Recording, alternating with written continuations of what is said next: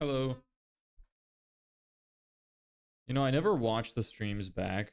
I wonder if all of those squeaky sounds that come from the mic when I move it can be heard or not. I hope not, because they sound really shit. Anyway, let me give a little bit of time like usual. Let me give a little bit of time. In the meantime, let me pull up my analytics.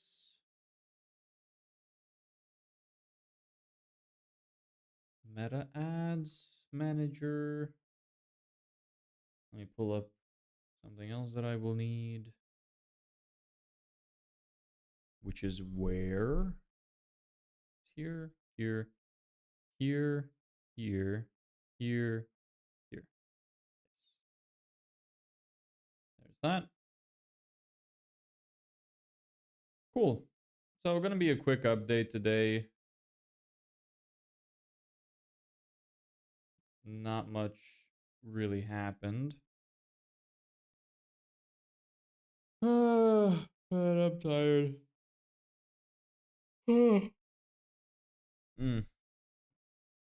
We're getting so close now that it's a little nerve-wracking.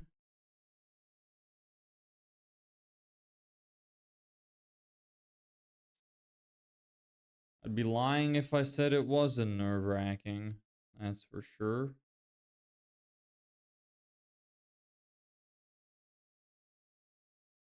Hello, hey, Cheese Grater Dragons. That is a cool name. I'm gonna check your channel. You're getting audited. Okay, not much goes on your channel. Okay. Cheese Grater Dragons. How'd you come up with that one? Tell me, I'm curious. I don't know. Okay, so I'm assuming it's one of those I'm 12 years old kind of names. Like it just happened and now you're gonna be stuck with it for the rest of your life. That's probably it. Yep. I made the same mistake when I was younger. I actually ended up deleting the email address that I made when I was younger, and that was a horrible mistake. I thought I had saved everything that was important from that email, but I did not. And I ended up losing some information, which I found out like a couple of years later, which I would have really liked to have. Don't delete emails, ever. It's not a good idea. You only serve to lose something. Hi, loser. Nice. That's the first time somebody has sent that message. Nice. First time for everything. How do you pronounce that name? But don't time me out. I don't get enough viewers to be timing people out unless they're like extremely annoying. Like if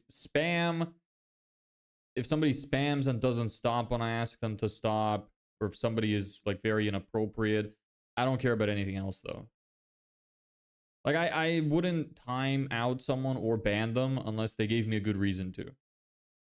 Like you can call me whatever you want. I really don't care. As long as it's not like super inappropriate, then you're good. I'm not a pansy. You can't affect my feelings that easily. Anyway, might as well get into the statistics then. What should we start with? Let's start with the ad, because usually we start with the analytics. So let's do the ad this time. I made a new ad creative to add to our campaign for testing. So I will share with it here. Sorry, that was my brother. Yeah, of course it was. How convenient. Very classic. You play Roblox. I don't play games. This is not a gaming channel. Sorry, brother. I don't know why YouTube recommends it to people who watch gaming channels. I genuinely do not understand. Sometimes it gets the right audience, but other times it doesn't. So I don't know what really causes that. It's a bit strange.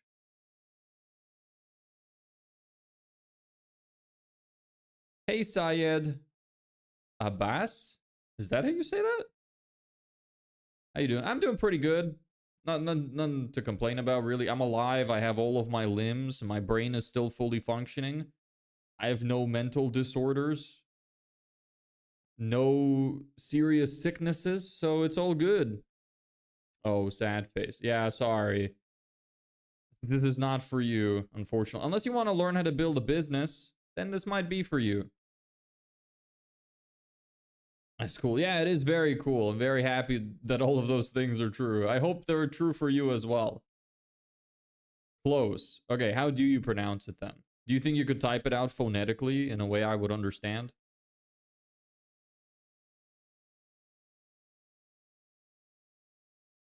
Every time I see a foreign name, I always assume that the pronunciation is just like flat. So it wouldn't be something like a bass. I always imagine it'd be something like Abbas or Abbas. Something like that. But yeah, I don't know. You'd have to try to explain it to me. Unfortunately, sending voice messages is not a feature yet. Imagine how crazy that would be if they made comment sections accept voice notes. Wouldn't that be cool? It'd be insane, but it'd be really funny. I really wish they allowed that. But I'm 9 years old. I mean, look, brother, I have seen like a 12-year-old that has a multi-million-dollar business. So you're never too young to start. You know, start looking into it. The earlier you start, honestly, the better the better of a position you'll be in, because you're gonna save a lot of time in your life. You're at your peak learning years right now. You can learn the most amount of information, the easiest it'll ever be. So you're really not too young for it if it's interesting to you. But it's probably not interesting to you. That's the main problem. Certainly wasn't interesting to me at that age. It wasn't interesting to me until I got to like 19. So. No, not really. I can't. Sorry. Okay. Did you try at least? You just have no idea how to do it. Hello, can you help me if my girlfriend and she won't talk to me? I don't know why she keeps hanging up my friend. I don't know why. I just feel like she's cheating on me. Brother, you're 9 years old. There's plenty of fish in the sea. I know it's painful, but be a man and get over it. Let me give you a piece of advice you can keep with you for life. Women don't like to be chased. Now, I don't know if the same logic applies to little girls. I wouldn't know. But women in general tend to not like being chased. If you appear desperate and you appear too sad and like you're always trying to get her attention, always trying to talk to her, is going to drive her further away from you. So what you should do is just focus on yourself, you know, learn more things, learn how to be a better communicator, more charismatic, take care of yourself more, learn more skills, and just focus on yourself and girls will come to you. So just don't worry about it. Life will go on. What's the thing in the back? 15 days. That's how much time I have to make money from this business, or I'm cooked and I have to go back to living with my mom. What I want to know is how a 12-year-old's making multi-millions. Look, business is a skill. People really try to lie to you and tell you that like you have to have some kind of special brain for it, or you have to have millions to be able to invest, or you have to take loans, whatever. It's all bullshit. All you need is a little bit of investment, very little. You really don't need a lot. You need enough to have like a website, an email address, and like a couple other bits and pieces. You don't need a lot of money. And other than that,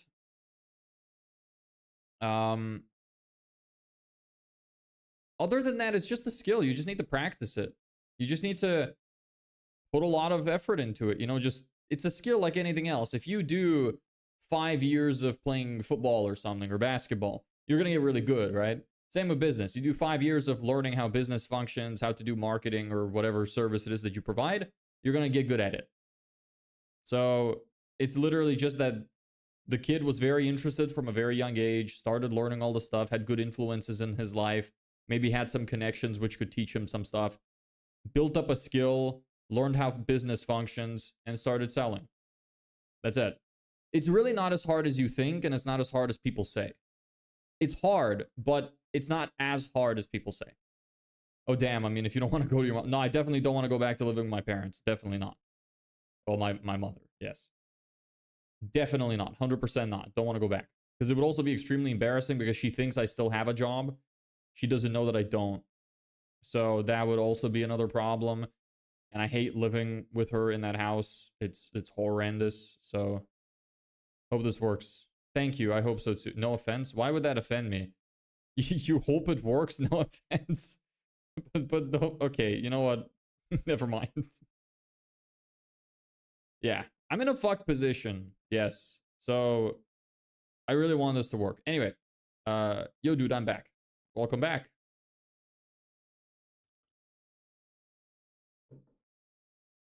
Anyway, hey, Sajal. How do you pronounce your first name?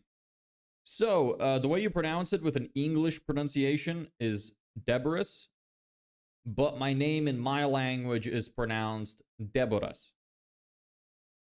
But it doesn't make sense to like be talking in an English accent or like a normal accent, like English speaking accent. And just drop my name in its original pronunciation in there. Flows kind of weird, so I have the Englishified version. And usually I just go by Dev. Easier. Most people call me Dev.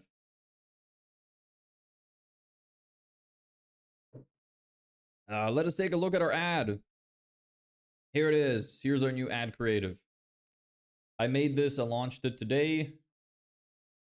It's a little different from the other ones. Did a little bit of a different setup, different style. The messaging is mainly the same. Look, the thing is, when you're doing testing for ads, you don't want to change multiple variables at a time. I realize this. Because I had some text here that was like with customers who show up on time, aren't a headache to work with, whatever else. But I had to remove that, otherwise this calendar wouldn't fit. And I couldn't figure out how to like make it fit nicely in this format. So I did get rid of it. Not ideal. You don't want to test multiple things, you know, at different times, but whatever. Look, you're gonna have to break the rules sometimes.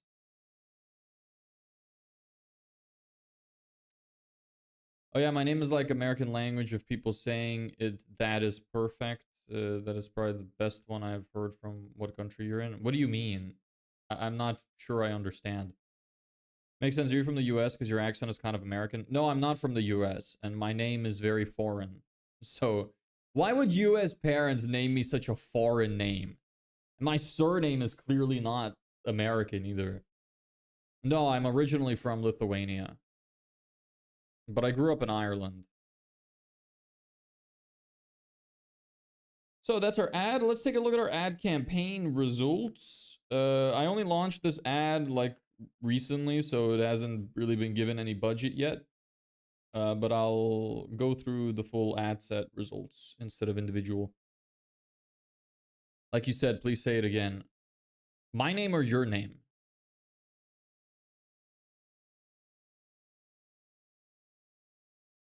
So, results from our ad campaign.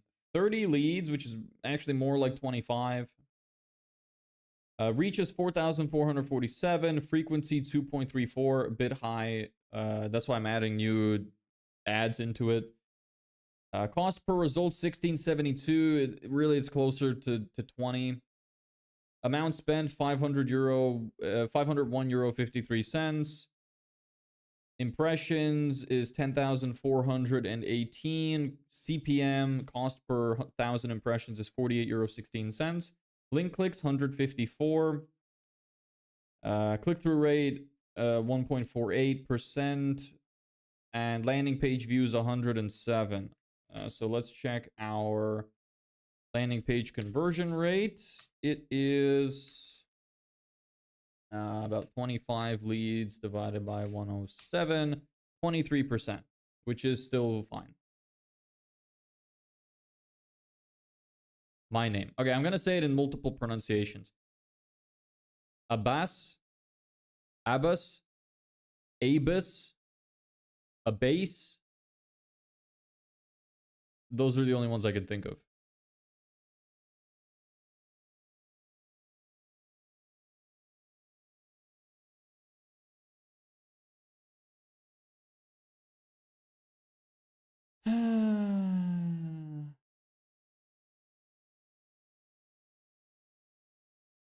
Need to make more ad creatives to dump into this. I need to keep finishing my...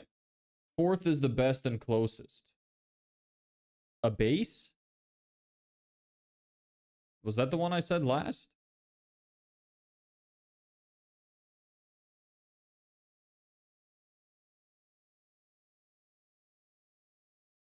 What's different about it? Which part should I pronounce differently?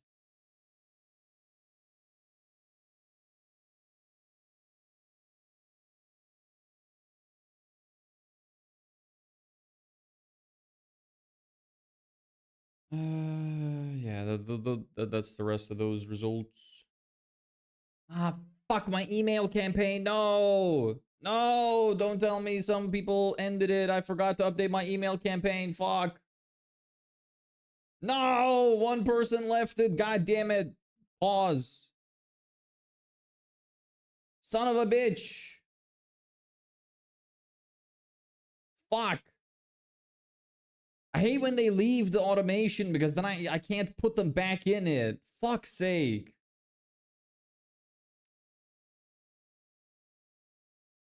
Ah, god damn it.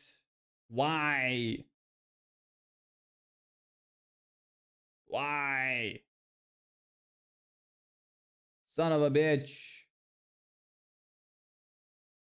Ugh.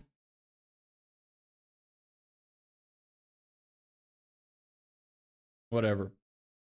Like the A is different. So it's not what is it, like A? A base? Hey Ellebeck. Kamal, you are from. I am from. Somewhere, yeah. No, okay. Is it like eh? A base?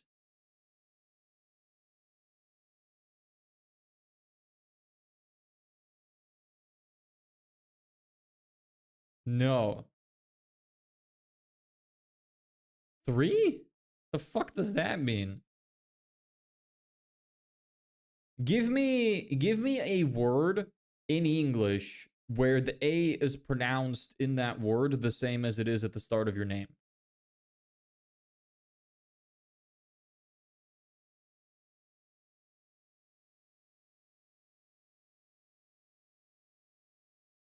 Ah, god damn it, I have to write this freaking email, bro. Why did he leave? What am I gonna do about it? It's different for me to you. What? Kristen, what? Yeah, I feel like what as well.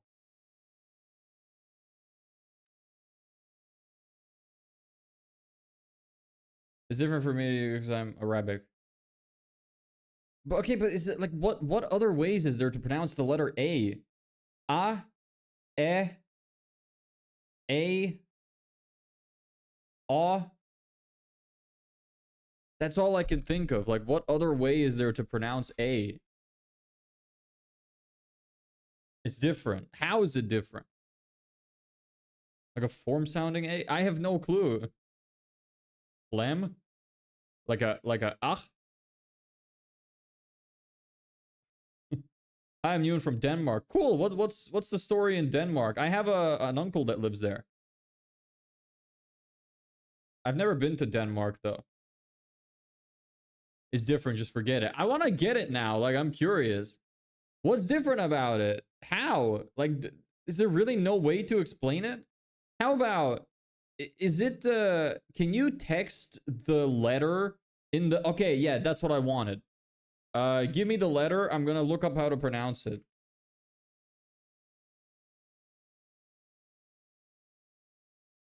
Ain. That's what the letter is called. Constrict the middle of your throat and pull back your tongue backwards, creating a voiced guttural sound. Bro, what?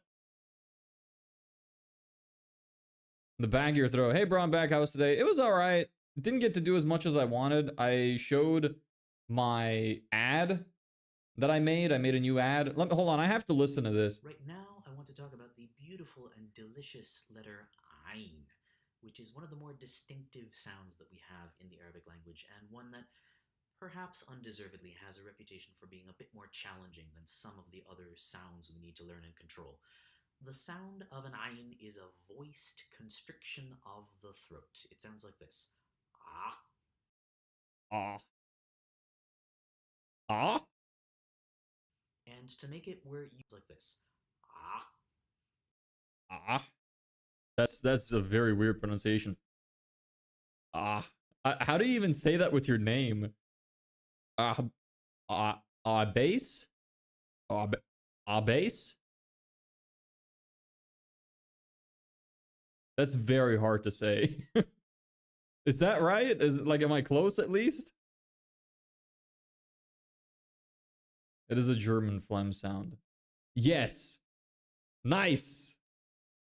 Fuck, man, that's hard to say.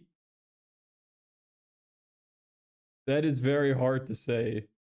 So close. Okay, like almost there, but close enough, maybe? I don't know. Ah. Like, ah. Ah. Ah. Base.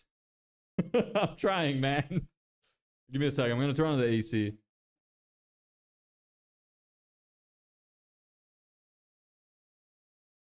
like trying to get an American to roll an R.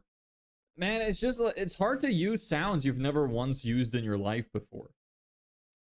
I have a lot, like, we have a lot of really weird pronunciations as well in Lithuanian that are like very subtle for a lot of our vowels. And people really struggle to pronounce the words correctly. Like in the middle, change it to a sound. But fuck, I don't even know what that means. Like, I? Like, I? I don't know what you mean. I feel like I'm about to like start choking while I'm trying to pronounce it. A lot of Americans can't pronounce rolling R sounds except South Americans. Yeah, I have heard of this. Yeah. You guys can't do that. Get fucked. Between the B and A. I base. I uh I base. I can't do it, brother. I'd have to hear you say it to mimic it. Sound you make when you're puking helps every time. But that's like, that's too guttural. That's like, you know. I don't even know if the microphone picked that up. Like Arnold. Like that. Get to the chopper now.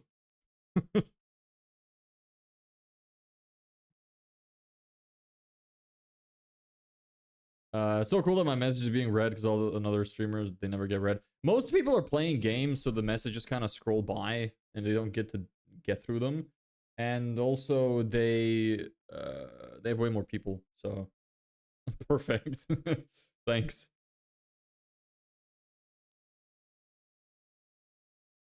I need to write this email. What email are we gonna write today, fellas? Let's see. What was the last one?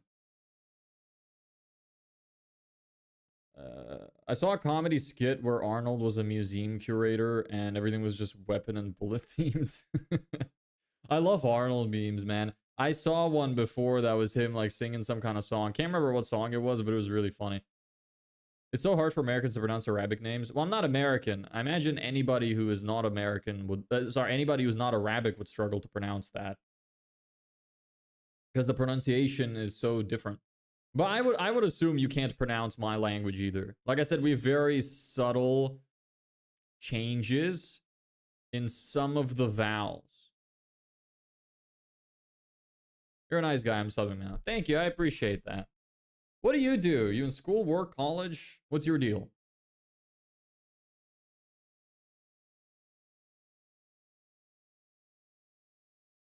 Seen another one where Arnold is in charge of a pizzeria and he kept adding bullets as toppings. Would you like some more bullets? Fuck that one up a bit. How do you say bullets in his voice? Bullet, bullet. I can't do it. So say yours as well. You should try some like other words. My name is quite easy to say actually, but like I said, we have some very weird pronunciations. Like let me try to think of some subtle differences between like the Latin language. We have a weird sound for E. It's like eh. Like eh eh. Kind of like a sheep. Like bleh, bleh, you know? Like madness. For some reason, people really struggle to pronounce that whenever I tell them to.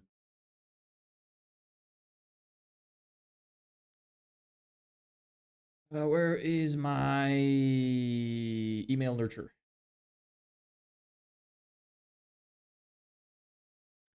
My last name is weird because my last name changed to the language I'm talking to people in. What? What do you mean? Your surname's Farmer, is it not? I'm about to go to bed because it's late, but but I just stay up. Yeah, you should go to bed, man. What time is it? Where are you from? Do you know the country Lebanon? Yeah, I know of it. I don't know anything about it. What are we building? Digital marketing agency. We're just going through like some stats and stuff. Already went through them. Now I need to write an email because I'm actually out of my nurture emails. Oh yeah, you said you're from Denmark. So what time is it in Denmark? It's probably around the same time as now, right? Like 9:30? Denmark is probably the same time. Let me check. It is, yeah. Same time as me. What do you mean 1 p.m.? Denmark. Fuck, it's 9:30. What are you talking about? Unless there's a second Denmark I don't know about. Nice. Yeah, it's all right. We have 15 days before I run out of money, so it's got its ups and downs. What was the last email? The secret to closing more jobs. Fuck's sake, I really need to stay ahead of these damn nurture emails. I can't believe I forgot. So annoying. Now I have another lead that left it. I hate that I can't just add them into like specific steps. It's really annoying. How to give your price without the awkward silence. Why you're running out of money marketing? Well, I built everything from scratch. Like literally from the beginning. And I moved and I quit my job. I moved to a different country, been living off my savings trying to make the business work. So now I'm just at a place where all of the, like, I had to pay a lot of bills. I've been living here for a while and I'm starting to run out of savings. So I'm trying to make some money before I run out completely. I got you, understood. Yeah.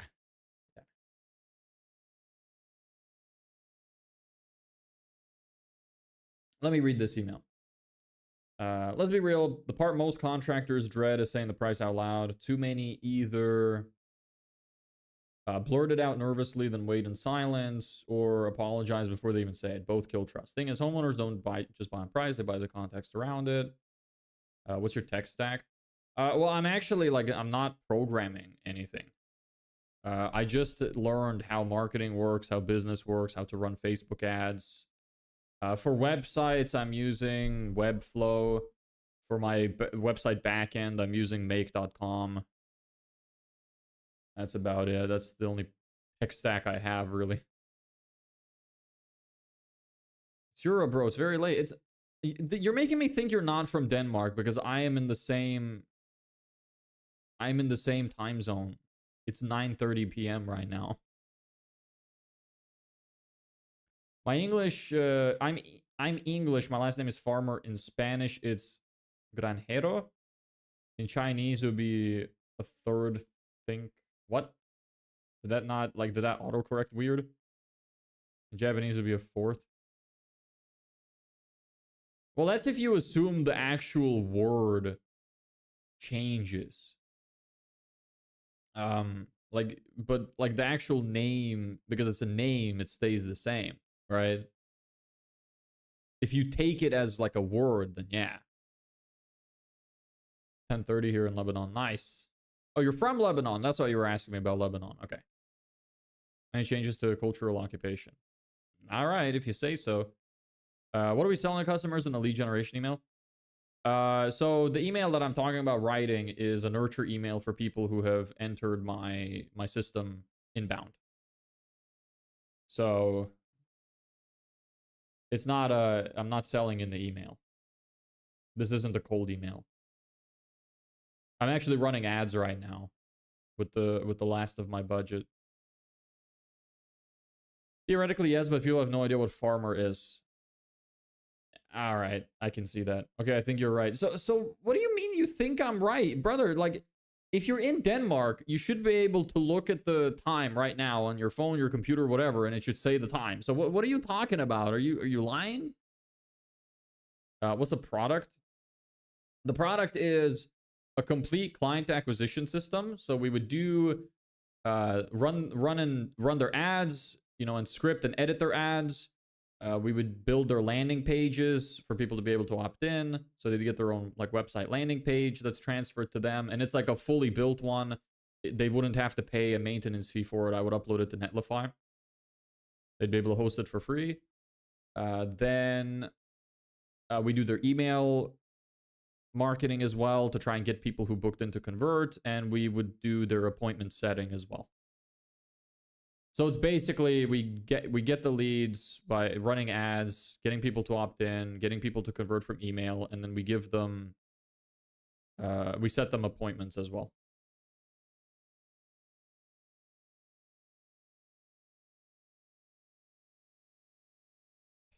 Like I'll tell my name is Farmer, they say, "Oh, you mean Granjero?" And so they just title. Fuck, I missed it. There's a mosquito. God damn it. So they just title me Farmer in their language. Okay, fair enough. Yo, I gotta go. All right, good night, man. Yeah, it's 9:28. Okay. All right. Can you say bye? Yes. Bye. Good night. Yes, I can. Okay, I don't really like the idea of this email personally. Maybe it's fine.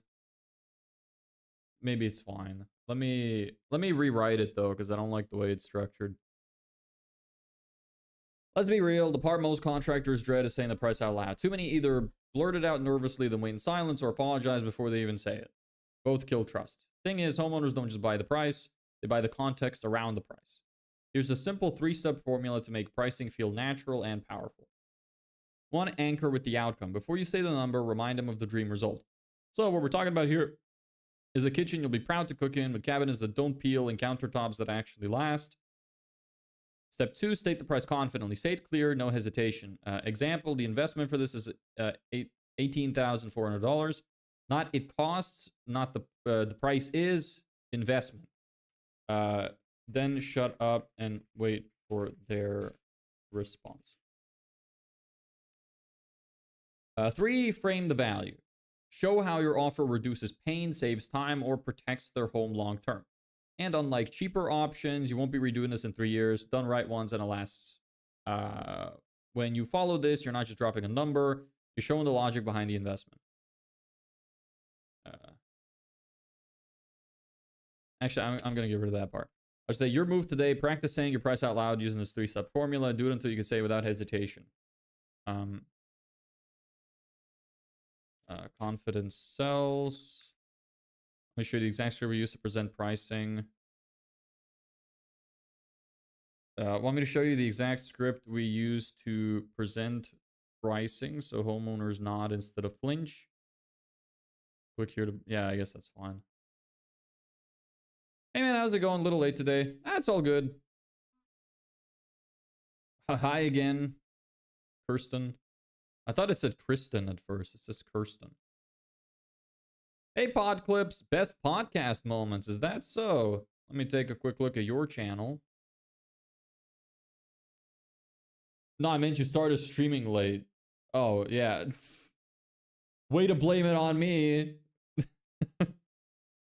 Would have been nice if you were just like, I was a little late. Yeah, my streaming schedule is all over the spot right now.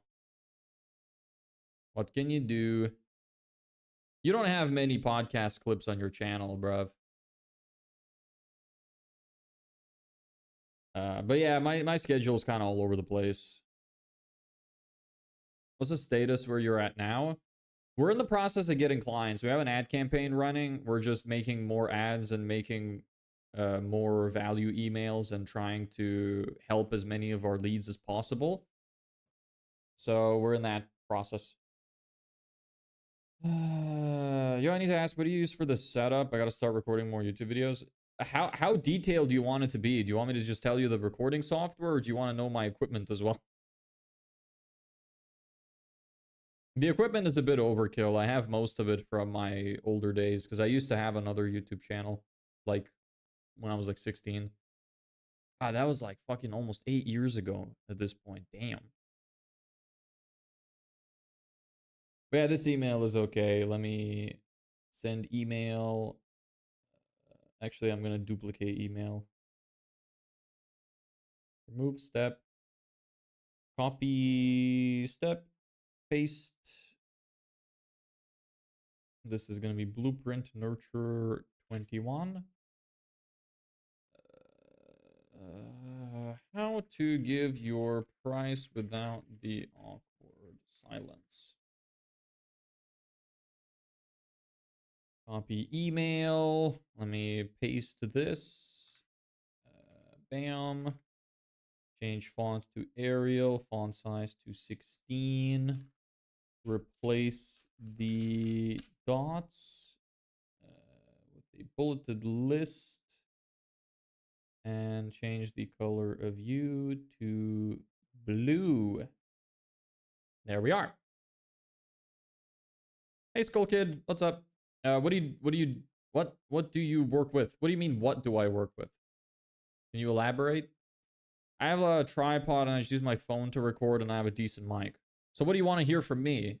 What do you want me to tell you? It's weird with coronavirus. It's weird to think it's been 5 years. Seems like the whole thing went by so fast. Man, I can't believe I've been living here for almost a year. Time really does fly when you're not, you know, doing a lot of varied activity. That reminds me of those fucking digital passport things going around in the UK right now, and everybody's petitioning against it, which is good. We do not need digital passports. If people start accepting digital passports, you're basically signing away your freedom forever. Don't do it, ever. Horrible idea.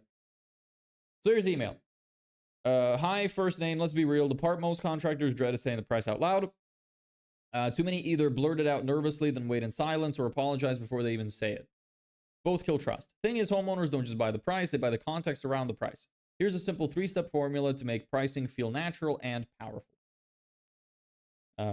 First, anchor with the outcome. Before you say the number, remind them of the dream result. Example, so what we're talking about here is a kitchen you'll be proud to cook in, with cabinets that don't peel and countertops that actually last. 2, state the price confidently. Say it clear, no hesitation. Example, the investment for this is $18,400. Notice, not it just costs, not the price is, but investment. I'll add a but there. I think it makes more sense with a but. Buts are always awesome in every regard. Then shut up and wait for their response. 3, frame the value. Show how your offer reduces pain, saves time, or protects their home long term. Example, and unlike cheaper options, you won't be redoing this in 3 years. Done right once, and it lasts. Done right once, and yeah, actually, that makes more sense. Your move today. Practice saying your price out loud using this 3-step formula. Do it until you can say it without hesitation. Confidence sells. Talk soon. My name. Making client getting easy. Founder, Serpicor. P.S. Want me to show you the exact script we use to present pricing so homeowners nod instead of flinch? Click here to book your walkthrough. And then the link is blueprint apply. Yes. Save. and unpause. Actually, I'm gonna send a quick test. I like to test most of the emails just to make sure that they're actually being sent appropriately.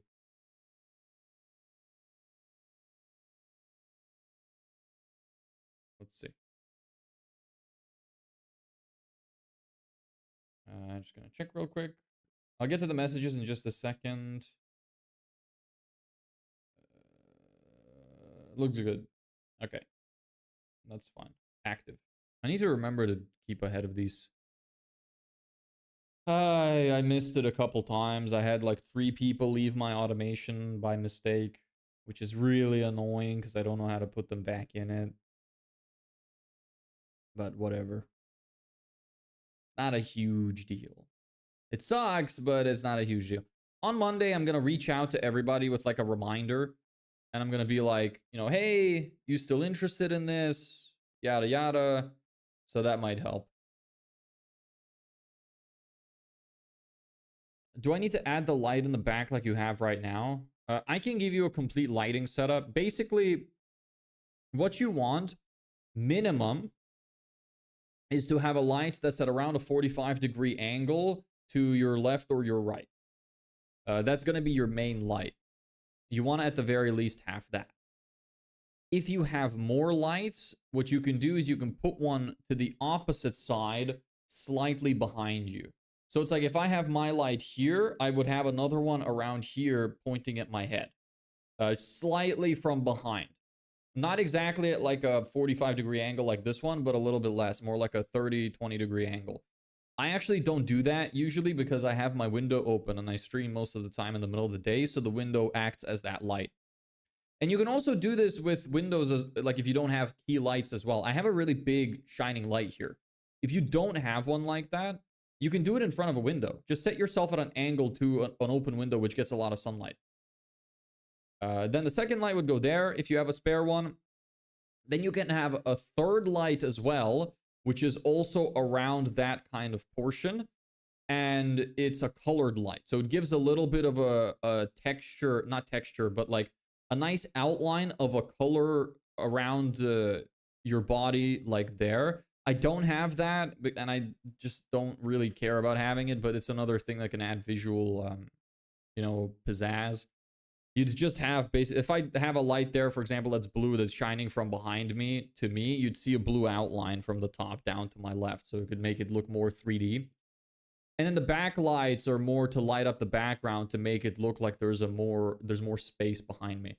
The whole point of lighting, what makes lighting good is the closer you can get to making whatever space you're in look 3-dimensional. That's the whole point of it. So you're doing this and like then the back angle because it helps your body pop more because you have a little bit of light behind you and a little bit in front, and then the background lights are more to create depth. You don't need it. Like you can get away with just the key light. Like if you just face yourself 45-degree angles to a window, it's good enough to start with. Like if I turn off these lights, you're going to see the quality gets worse, but it's still fine. It's not like a huge deal. They just help lighten the mood a little bit. Where do you live in Europe? I live in Madrid. Sorry, not in Madrid, in Spain. I said Madrid because the time zone I use is Madrid. I don't live in Madrid. I just live in Spain. It's like Americans not wanting to use free public education but turn around and demand free healthcare. You guys have free public education? Is that true? I didn't know that. What software do you use to record? OBS. And it's what pretty much every single YouTuber and streamer uses. It is the de facto best recording software. And it's free. So. And do you want the key light to be like coming from upwards? Yeah, it's a 45-degree angles. It's a 45-degree angle in both ways. So it's a 45-degree angle to your body, and then you lift it up and you angle it a 45-degree downwards. So my light right now is like pointing at me. How do I show this with my arms bending like this? It's pointing at me like this. Like 45-degree angle somewhere up here. but it's like an arm's length away. I can touch it. Would the software still help just record a YouTube even? I don't. Oh yeah, yeah, no, it's like the best for streaming and recording. And it's the best software. There's a possibility your computer, like if your computer is too shit, might not be able to run it because it's a little more demanding than some others, but it has the most customizability. It runs the best. It's just the best in general. It's not super complicated to use either. Like you use a tutorial, you'll learn it in like 10 minutes. It's quite easy. It looks complicated because there's a lot of settings, and it does take a little bit to get used to know what like some of the settings do. But once you get the hang of it, it's really not that hard. Nice. I was in Spain like 2 years ago in auto camper in Barcelona. Nice. Sounds good. I actually haven't traveled much around Spain. I'm kind of just sticking to where I live. I haven't seen much. I don't get out of the house often because I'm so busy with this. I'm really hoping when I get to make some money finally that I can just take a little bit of a break, like at least a couple days off, and just go to the mountains or something and get away from all this tech. I get tired of sitting in front of a computer screen. How has living in Spain been for you? It's okay. It's really hot here, which I prefer over it being really cold. I lived in Ireland where I was constantly really, really cold. Because the weather, like, it's very windy there all the time, and the wind is cold, and it rains all the time, and it was depressing. I like that it's sunny here all the time, and I prefer being too hot than too cold. So I'm dealing with it fine. But yeah, very beautiful place. Like, outside of my house and out my windows, I can see the sea. I can see the mountains. It's very beautiful here. Whenever I would travel to the airport, it's just, it feels like I'm in some kind of like fantasy land because everywhere is just the what's the word? The landscape is just so beautiful. How would you go about posting? I thought the video would do at least like 100 to 200 views. You mean your are you posting horizontal videos or shorts? Let me check your channel.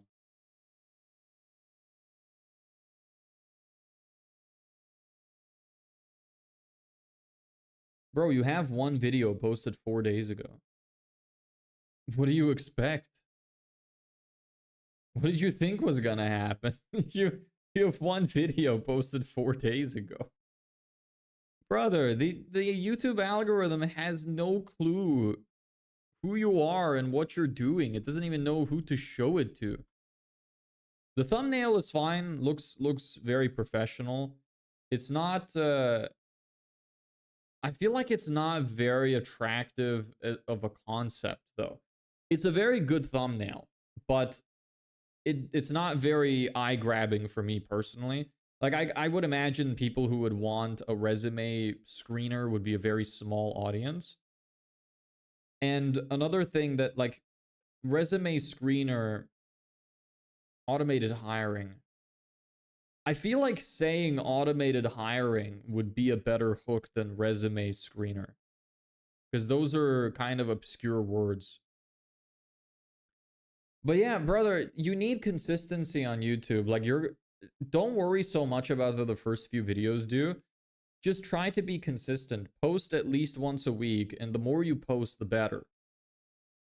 But like you need to give the video time. Unless you have the only videos which can do really, really well on YouTube from the get-go are either videos with extremely unique content, which is very shareable or relatable, which happens occasionally. But if you want it to be more guaranteed, picking an extremely popular topic. Something like, what's a good one?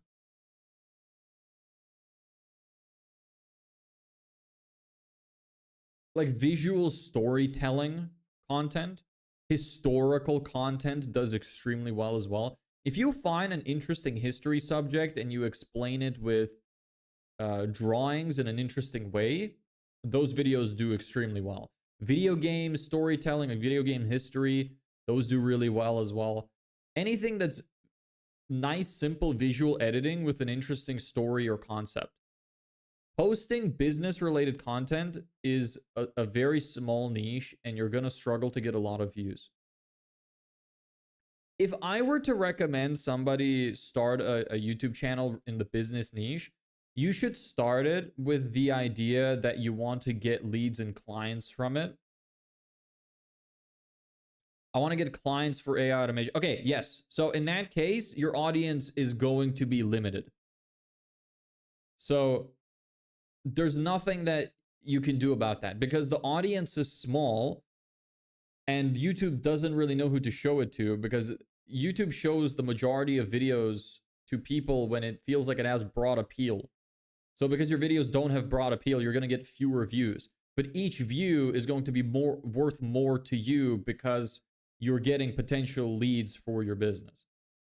There are a lot of people who get only like a few thousand views a video and have a few thousand subscribers, but make tens of thousands in sales from those videos. Really, don't worry about the videos not getting any views. Trust me. Just be consistent.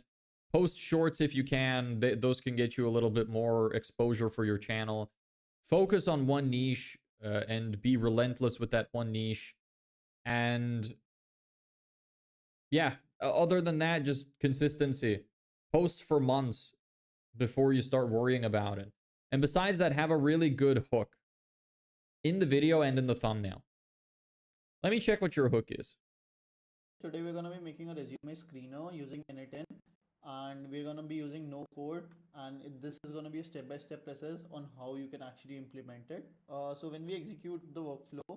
Okay, so it's fine. Like, you're just reinforcing the title, which is okay, but it's not a very interesting hook in terms of like visual or content related. Like, people who are very technical would find it interesting and like straightforward, which is fine, but you're losing a little bit of mass appeal as well by being too direct and too straightforward.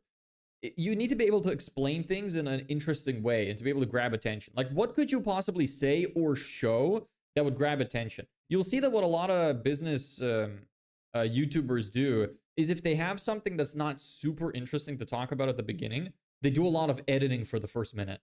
And that's because the first minute is setting up whether or not people are going to continue to listen to you. So the first minute of your video should be the best, and the last minute of your video should be the second best. Everything in the middle can be a little bit less edit heavy and focus more on the actual content. But the introduction has to be a hook that sets up the content in the middle, and then the last minute needs to reinforce that what they watched was good. So it needs to be very interesting as well. But the thumbnail is good. You have the right idea with that at least. But like I said, just think about what would grab your attention. If you were scrolling through Instagram or YouTube in this case, if you're scrolling through YouTube, what video grabs your attention? You know, what do you find interesting? Like, you can even just go through your recommended YouTube feed and just test it on yourself. Go through your recommended videos. Which ones grab your attention? Which ones do you actually want to watch, and why? And think about, okay, how can I apply the same logic to my videos? Hey, David, football, 15 or 17 days, 15.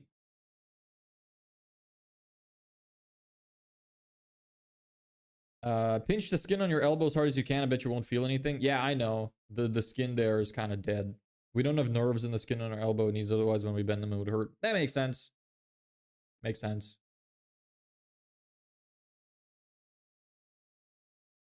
I do feel something still, but like it doesn't not really painful. But I imagine if you poked it with a needle, it'd probably still hurt. We definitely have nerves there. It's just not a lot.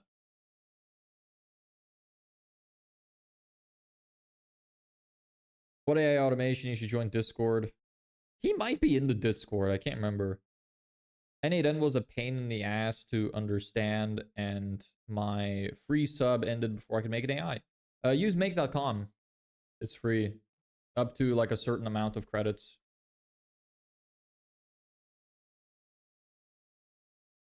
N8N is more powerful, I think, and it's a little more complex too. But I like to use make.com. That's what I use for all of my automation stuff.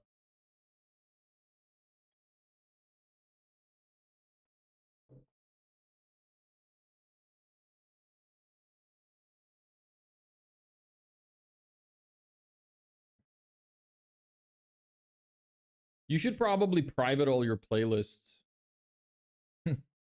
Akshay. I can't. How do you pronounce your name again? Akshay? Akshay? I can't remember. Could you tell me? Did I even ever try to pronounce your name at this point? Like, I feel like even when we talked, I don't think I used your name. I'm in the Discord. I'm not active though. Been crazy work. I'll let you know if you want to connect anyways. Yeah. What automation you have set up? Just email. I would want an auto stock trader. Yeah. Sure, buddy. What should we do to make thumbnails more? Akshay? Akshay? Akshay. That's it, right? What do you mean make thumbnails more? Like more interesting?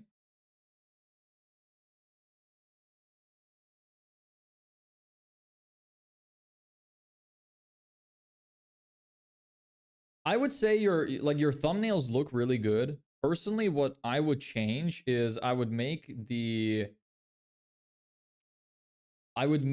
your face come further to the front. So you're a bit too far away, in my opinion. Your face is hard to see. You'll see that the majority, you know who's a really good person to study for this?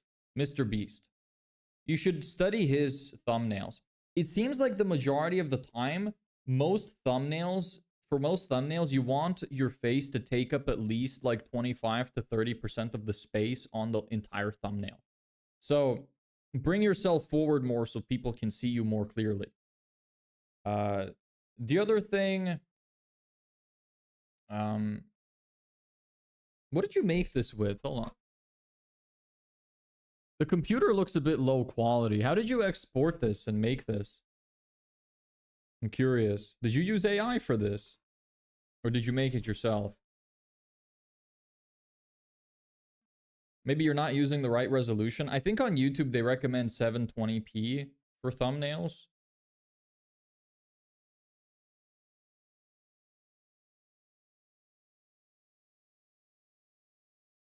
This I just whipped up using Canva in like 5 to 10 minutes. I mean, for 5 to 10 minutes, it's a fucking solid thumbnail. So, but yeah, bring your face up further, up closer. Make sure that whatever canvas you're using in Canva is set to the correct dimensions. I'm assuming what happened is you probably selected one of the presets which had kind of a low resolution. So when you exported and uploaded, it doesn't look as detailed as it should. So make sure that you have set up like a custom dimensions on it so you could increase the quality of it. Besides that, no code with template. That's a good sub headline, I think. Resume screener, I think, is a little uninteresting as a hook. It's exact dimensions you. Okay, well, I don't know then why. Maybe it's because I'm zooming in on it that I'm just like being too judgmental. I'm zooming in my browser, so it could just be that. But yeah, bring yourself closer to the front. And I would say replace resume screener with something more interesting. Like resume screener is a very simple way to explain what you're trying to do easily. But to most people, I just don't think it would be that interesting of a concept. Automated hiring is way more interesting. Like if you said, instead of saying resume screener, no code with template, if you said how I automated hiring in 5 minutes, I think that would be way more interesting text to have on the thumbnail, personally.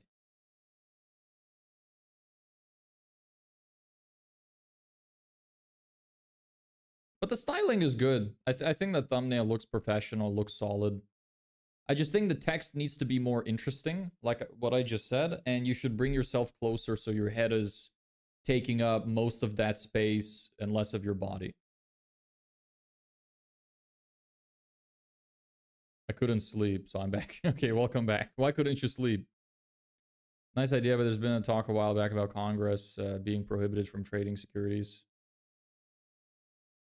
What do you mean? Yeah, sure, buddy. All you need is a Raspberry Pi. You're obsessed with Raspberry Pis. Everything for you is a Raspberry Pi. Follow politician stock choices. Okay, that's what he's talking about.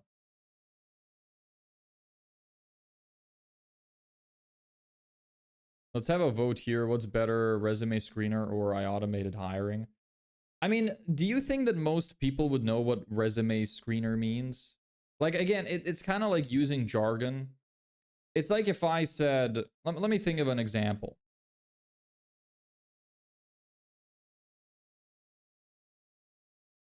It's like if I said email marketing template compared to how I got 10 clients from emails.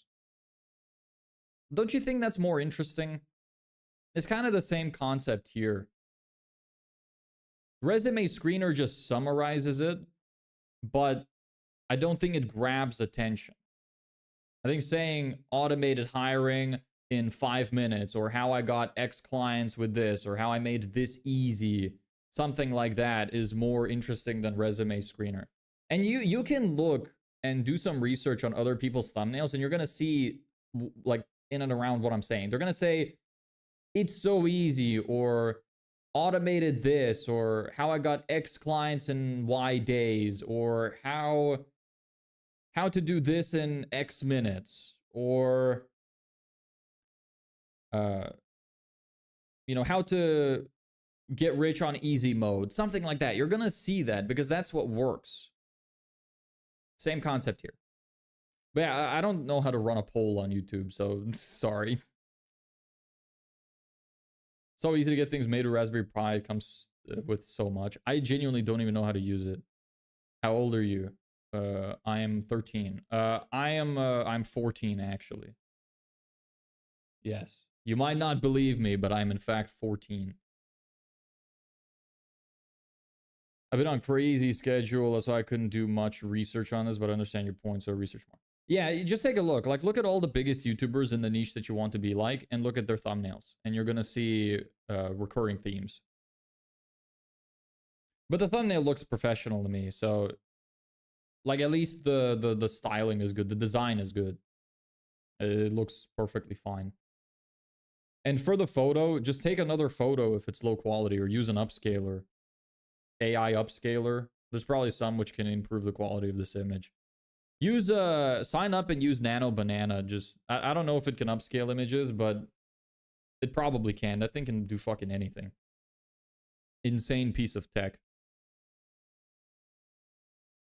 Mainly focusing on like Nate Hurd, Nick's like my main competitor guys. Yeah, but you should just look at what the top people in the general industry are doing, because they have perfected the formula. If you want to grab the most amount of eyeballs possible, then they know how to do it best, in my opinion. Learn from the best. Man, I gave my profile picture to Nano Banana to change my outfit, to change my face. Maybe your prompt was shit. I made a profile picture from it really easily with for my other channel, and it looked pretty damn cool. It didn't change me at all. It just changed my background like I wanted it to. So I'd be curious as to why. Give the same exact prompt to GPT and Nano Banana. Okay, what was the prompt? You gotta let us know now. Some Indian racist shit or something.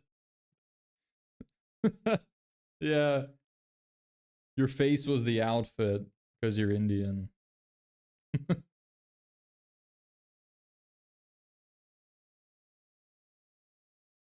Why is YouTube censoring the word racist? That's crazy.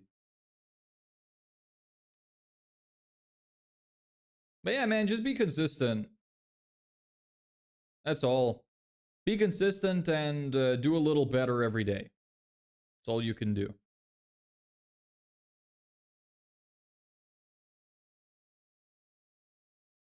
Anyway, I'm gonna call it a day. How many videos do you think I should do in a week? Well, it depends on what your main goal is. You still have your business to run. So if your business is the most important thing, then I don't know how much time you have. Ideally, if you want to grow as fast as possible, once a day. So 7 times a week. The more the better. Up to 1 day a week. I think some people even recommend two a day. So I would say personal recommendation is 1 a day. As long as it's like good. And every time you improve a little bit. But if you can't, then as much as you possibly can in a week.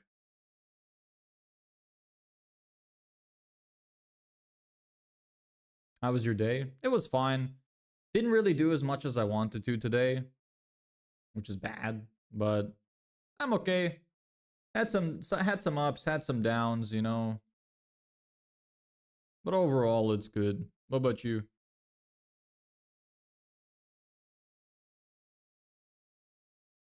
Fine, mix of fun and fine. No, just a weird pronunciation of fine.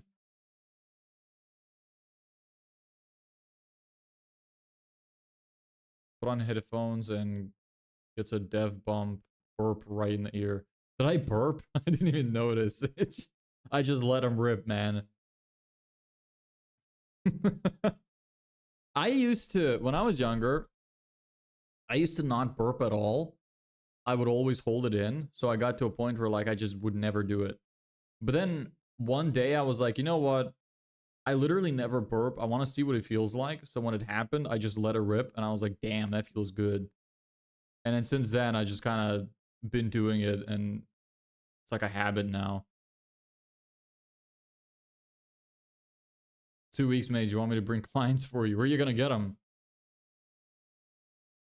All I know is never trust a fart. I don't fart much. 500 pair minimum is what you charge, right? It depends for what. Like, how do I say this? I would never say like to pitch something paid up front. I would just say, hey, do you need like X or Y? So like, do you want help with your marketing funnel? Do you want to improve your marketing results? Do you want to like a free landing page? Something for free we gotta have to give away rather than pitching the service. So whatever you can get that somebody would need regarding marketing, whether a free, you know, strategy call, growth consultation, free landing page for their website, an overview of their Facebook or Google Ads account, something like that. If you can get people interested in that, then sure, I would take them, and then try to give them the free thing, and then if they like me, upsell them. Or, well, not upsell, but pitch my actual offer. How's your CPL going? CPL right now is around 20 euro. New creatives working out? Yeah, I launched a new one today. It's doing okay. As in, like, it only got a few impressions, so I have no idea so far. The one time you trust the far is the last time you shit your pants. Would you make your lives thumbnail Photoshop? Yeah. I didn't put like too much effort into it, but yeah. Why is it that you say for free, or these question where you're like, do you want with something? I don't think this works really that well. It does. Do you know what the Hershey's Kiss experiment is? If not, I will tell you right now. I want to actually look up exactly what the figures were from that.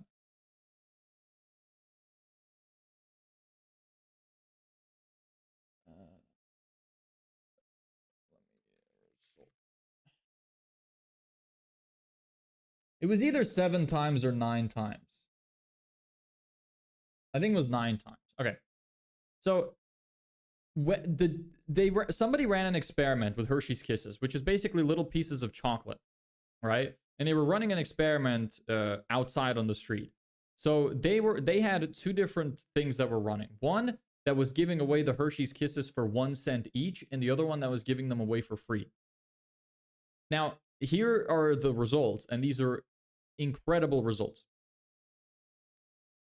The one that was free was 9 times more likely to be taken. So when you look at this in terms of a business, charging something compared to charging nothing to get somebody interested, to get a lead in the door, it's 9 times more effective to advertise with the free thing. That's why lead magnets are such a big concept in marketing. Because offering something for free not only reduces the barrier to entry really easily, so it gets more people interested in whatever you're selling, but it builds a lot of trust, it builds a lot of authority, it reduces a lot of the skepticism. And when you give something away for free, it builds a lot of rapport and reciprocity with the person as well. And at that point, it's so much easier to pitch them a paid service. Because if they like you, they like the value you're giving for free, they would think that you're genuine, they're very helpful. So at that point, if they like that and they need the problem solved, which if they didn't need the problem solved, they wouldn't have reached out to you in the first place. If they want it solved, why would they not work with you at that point? That's the whole idea. You offer the free work, you help them a little bit for free, you have your paid thing, which is way, way better than the free thing. And then when you help them and they're like, oh, well, I trust this guy, I like this guy now, I still need like these problems solved. Well, then you're right there and you can make your pitch and it's way more likely to work out. Yeah, I know you repurpose it every day, just change numbers, that's smart. Yeah, like it's not super interesting, but yeah. It works for the purpose I need it for. Do a little research about the company, personally reach out to them, tell them that there are shortcomings you have, teaching them how these are wasting resources, losing a lot. Saying the shortcomings and what they're losing a lot, which is they don't. That's something you do for free and you show them, teach them in a very genuine, compassionate way. Yeah, I mean, that's kind of the same. That's the same thing. That's just another form of a lead magnet. That's what I'm saying. Like, if people come in and they want some kind of help for free, like whether it's an overview of their ad account or a free landing page, which wouldn't take a lot of time to make, it's basically, this concept is called a decoy offer. You offer some form of help for free, which is a very small portion of the thing you sell.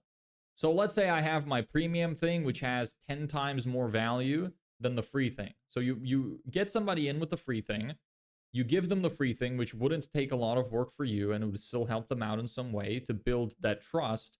And then you're like, hey, I have this other thing, which is way, way better than the free thing. Do you want this instead? That's the idea.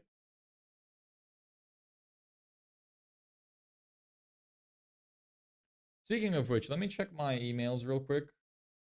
I hate that a lot of people don't work on the weekends. It's so annoying for me. Because I can't send certain emails during the weekends because a lot of people just wouldn't answer them. This woman keeps checking the email that I send in terms of like the Google Ads stuff from yesterday. I was going to look over her account.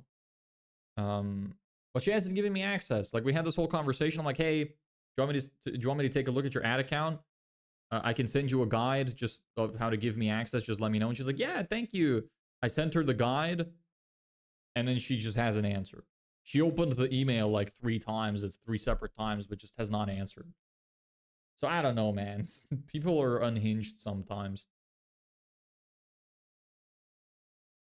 Anyway, oh, let's see what else. For the problem you have to solve, first thing before pitching them, you have to gain trust by genuinely explaining their problem without even making them feel like your purpose of all is to sell something. If your response is welcome, you could probably pitch them a service. Yeah, but that's the same thing that the free thing just gets the leads in. It gets the people interested. It's much easier to get people in when you're like, hey, do you want some free help? Instead of, hey, do you want this service to fix your problem? It's still easier because it's free and it's easy to accept something for free. It's just to get leads. Hello, chilled. Child? Chilled or child? Dave logs. Elaborate. Well, actually, wrong word. Clarify. Chilled or child? Which word is that supposed to be?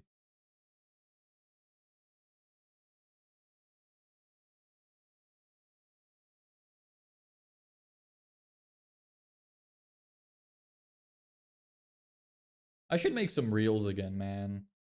It's been a while.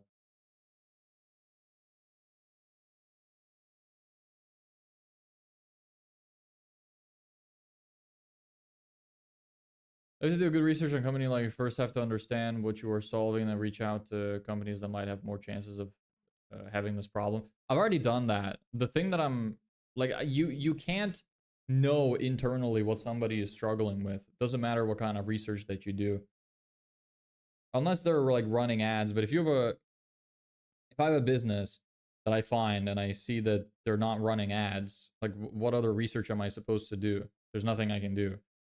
I pick a niche, which is like home services, for example. And then I'm like, okay, a lot of home services and contractors rely on referrals. So there's the main problem. And I'll just assume they're all struggling with that.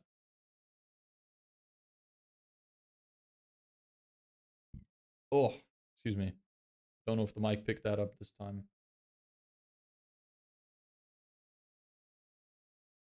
So then why it's not working? Not enough time and budget.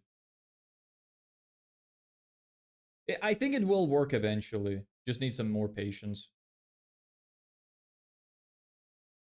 You should be more aggressive. Yeah, I mean, I haven't worked enough the last like week. I've been really struggling recently with like personal stuff. So it's been kind of rough the last, it's been more like a couple of weeks at this point, unfortunately.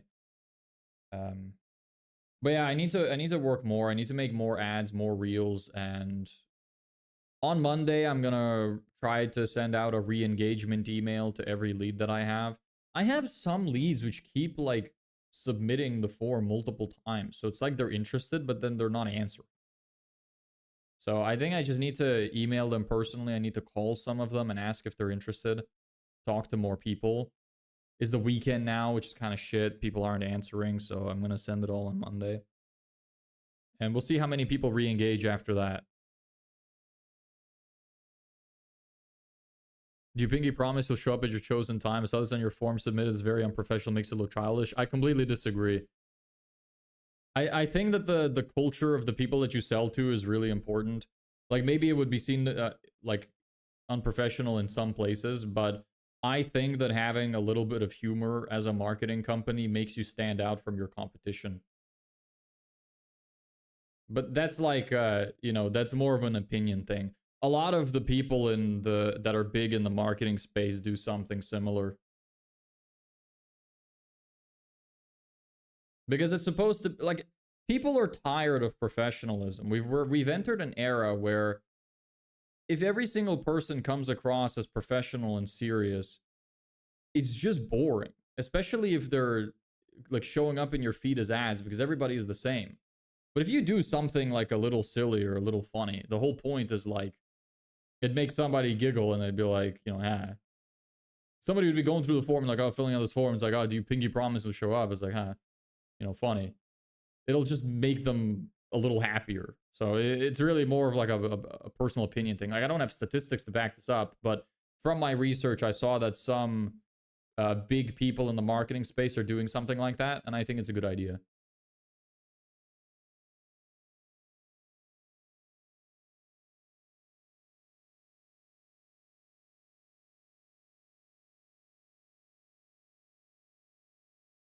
I agree the humor part you should do on live sales call where you're aligning people with vision, but when it comes to documentation or form submitting, the point where you want the person to be serious and come on call, you don't have to use humor. It makes them feel like this is naive. I don't think so, because they can tell from everything else that it is professional. Not just on the first impression, but what the hell are you doing? Look, again, this is just a personal opinion thing. I think that it depends on your culture. Like I said, a lot of people that are big in the marketing space do something similar. And secondly, as soon as they fill up the form, they get the email, they get the call right away. I called them immediately, yeah. As soon as I see that they have the thing. I actually need to make sure, I bought a phone number, or I had a friend give me a phone number. I need to make sure that it's working because I wasn't able to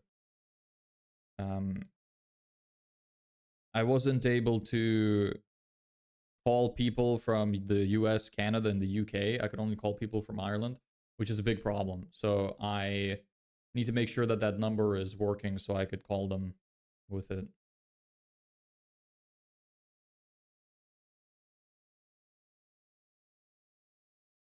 Yeah, I have access to it like now as well. I got access yesterday. I just need to make sure that it's working. I'll put that on my to-do list to do tomorrow because it's important.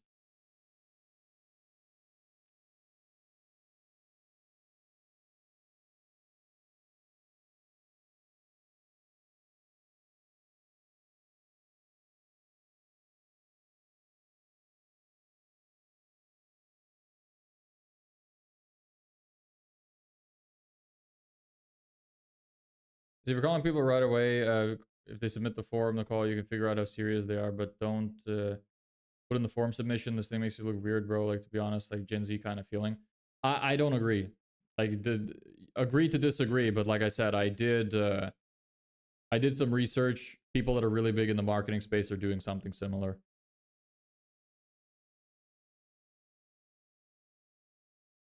And also, does that form have that question as well? Because I can't remember if I updated it on all forms. I don't know which one you saw. Because not all of my forms have that. I think the one that's running the ads right now doesn't have it. But let me double check.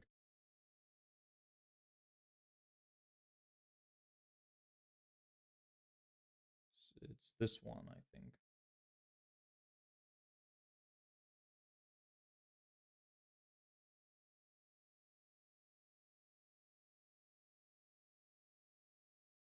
Yeah, it doesn't even have it. You don't know what you're talking about. The form that's connected to the ads doesn't have it. The question can be answered immediately because you call them. You say call them right away, so the question can be answered right away. Why do you have to mention in the form submission? Well, it's if you don't get to call them.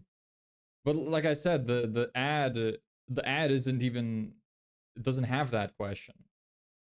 The one that's connected to the ad form. The one that you probably saw is the one that's connected to my social media, where it has but that's not the one that's connected to my ad form. I have a separate landing page for that with a separate calendar. The one that you're looking at is not that. The one that you're looking at is the one connected to my social media, which is people that are coming from my social profile, which most of the time are going to be people who know me and know my personality, and it would make sense for a question like that to be there. Because if you're somebody who watches me and you see my sense of humor and you see the reels that I post and stuff like that, then it makes perfect sense for something like that to be there.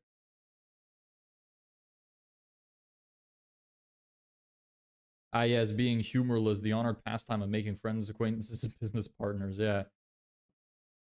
I think that it's good to be more friendly and funny nowadays compared to before. Because the skepticism is rising online. And for a marketing company to be funny, I think makes a lot of sense, because a lot of people think that the funnier ads are the good ones from a layman's perspective. See, if someone who's careless, who's not serious, they'll have to be serious and careful if they submit your form. You have to seriousness from the inside, and that is something serious. I don't think it's serious at all. Marketing is like a fun thing. It's meant to be fun. It's all about design and like, look, you can look, I don't know how much you know about marketing, but you can go do some of your own research. A lot of them are even more like unprofessional than what I have. They're more outlandish. Their design is very obscure, very colorful. Like, I think marketing companies in general have that stigma of just being a bit quirky. I don't. Like, that's literally the only question that I have, and it's for something which is not even really giving me clients right now and is unlikely to give me clients. Is B2B, remembers B2B. So you think that business owners are just not funny? Like, they don't think, they don't laugh, they don't scroll Instagram, they don't look at memes. I don't know what kind of notion you have of business owners, but they're just humans like everybody else. They like to laugh, and they like to watch things they enjoy. I don't know what kind of people you've been talking to, but people I've been talking to are just chill, normal human beings.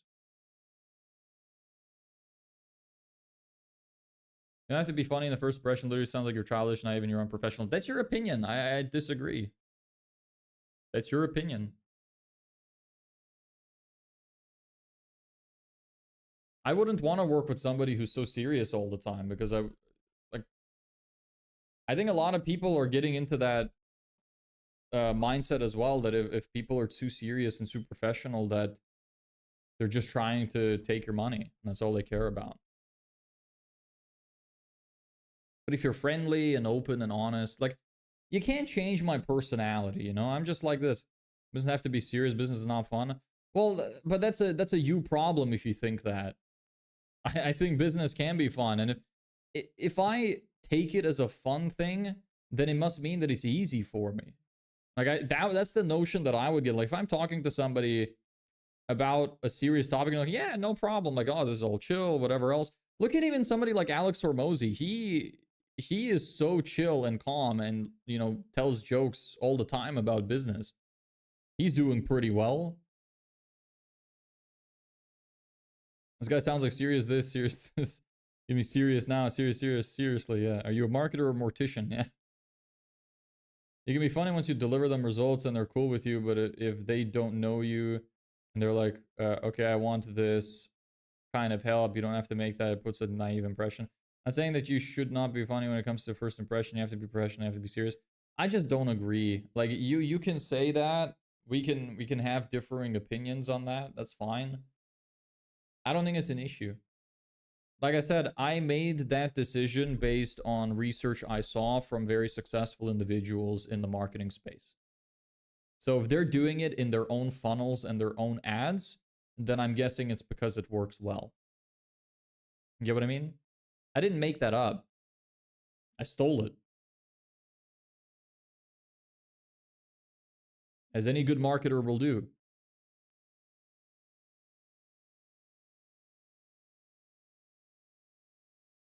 Okay, what you can do if you really want to prove me wrong is go contact some marketing agencies who are doing the exact same thing and tell them that, hey, this is unprofessional and this is shit, and see if they change it.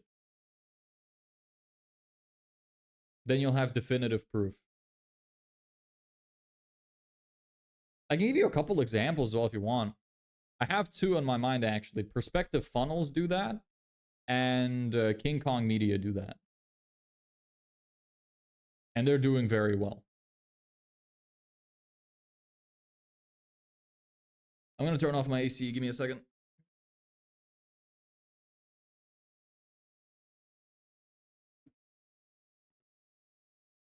And like I said, my ads currently don't have that.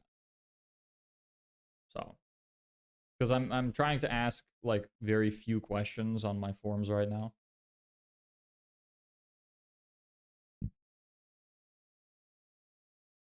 Burp. Anyway, I'm gonna call it a day. I'm tired. I've been streaming longer than I expected to. Put that number thing on my to-do list. I keep getting a lot of leads during the night because so many of them come from like Canada and the US. It's kind of annoying. Don't you want people to be serious when they're filling up the form? I should know that if they're filling up the form, they'll have to appear for the call. But the call that they're booking in for is for a few days down the line, so who cares? If I can leave them a good impression before that, then it's what's the problem?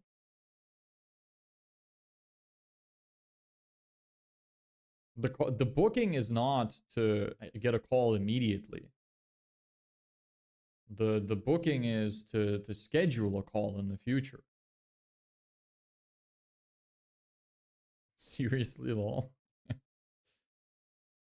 I really think you're overestimating that. What's the percentage commission for client acquisition? I don't take a percentage. I charge a one-time fee.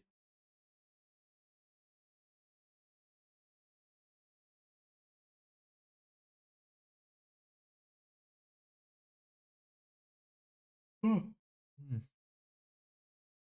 if I get one client for you.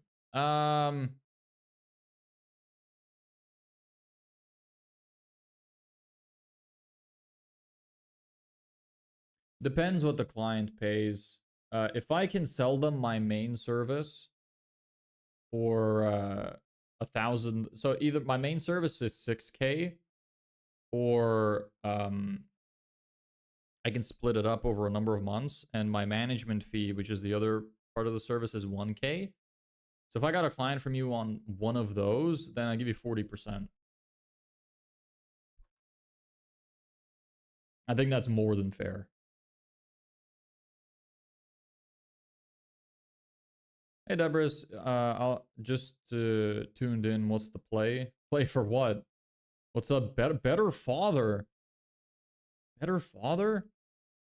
I need to see your channel.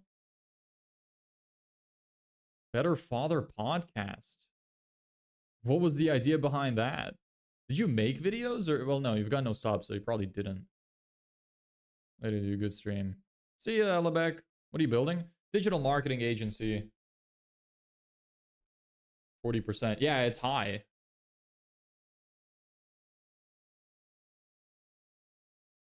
What's the production cost? My margins are really good. So I wouldn't have a lot to spend on the actual client's campaigns. So, no, I'm being honest. I give you 40%.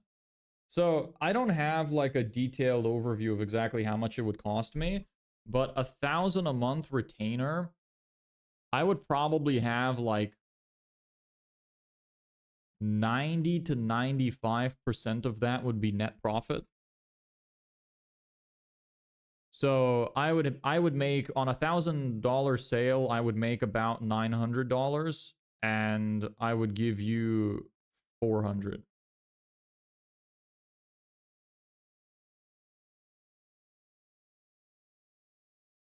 See ya, Elebek. No body's better than my tank. Bye, Elebek. 10% production cost. Ish. 5 to 10%. So my net profit would be about 90 to 95%. So I'll give you 40% of the revenue. So if we make $1,000 sale, you get 400.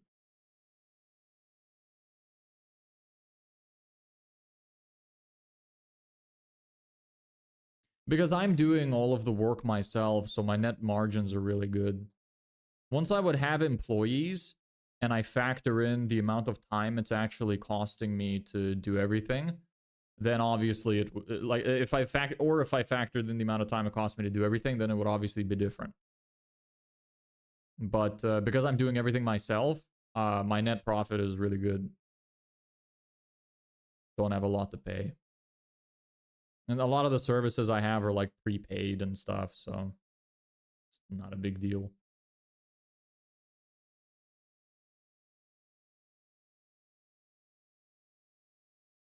Giving too much in net profit is why you're not getting clients. No, I'm your services are way too expensive. It's not. They're not too expensive, no. The reason the net profit is good is because I'm doing everything in the service myself. I make and script and record the ads. I run the Facebook ad campaigns myself. I build the landing pages myself, and I do the email marketing myself. So the margins are good because I don't have a lot of costs. There's not a lot of expenses. What's the time frame for the service to be delivered? 10 days. And the guarantee is that they will get... it's just a satisfaction guarantee. If they're not getting clients and leads from the service, then they get a refund. They have 30 days to refund it. We signed a client yet? Not yet. But we're getting there. 10 appointments in 30 days. Yeah.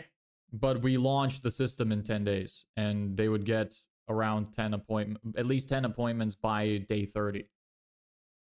Yeah. That's the plan. They also have to pay for ads themselves. Which is, it depends on what niche they're in. How much that would cost. That gets paid directly to Facebook, not to me.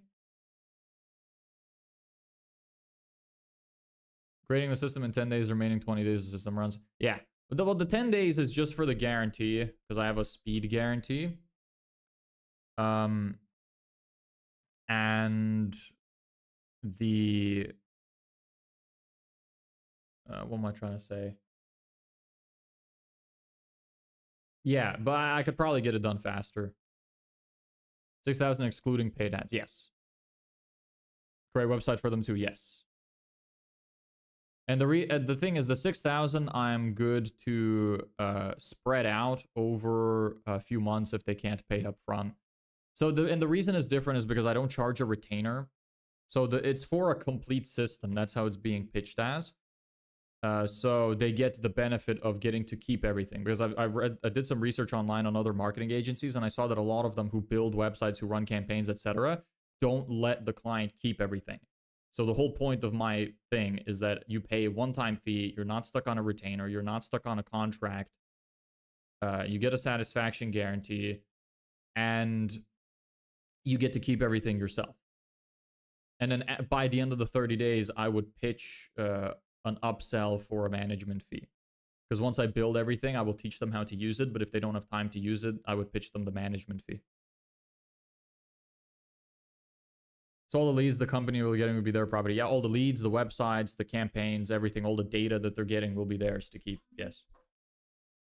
And I'm okay with, like I said, if they can't pay the 6,000 up front, I'm good to spread it out over, like, I'd say, do you want to pay half now, half later? Or if they still can't do it, I'd say do 2,000 for 3 months. If they still can't do it, do 1,000 for 6 months. And the reason it costs that much is because when you consider how much they're going to be getting out of it, because it's a complete system. So if they use it and run it, and once it's effectively going, they should be able, let's say conservatively, even if they get one client a month. And because I'm targeting home service businesses where their products are like between 5 and 20,000 or sometimes even more. So if they use the system and get even one client at 10,000 a month, for 12 months, that's 120,000 that they make in a year of revenue, and all they paid is 6,000. So they get a lot out of it. $6,000 package, 10 days it will create the system. After 10 days will run, and within 30 days they'll get with 20 they get 10 appointments. Yes. Yes. And I said I have 2 guarantees. One, if they don't get the results that we promise, we'll keep working for free until they do get the results. So we'll keep refining the system. And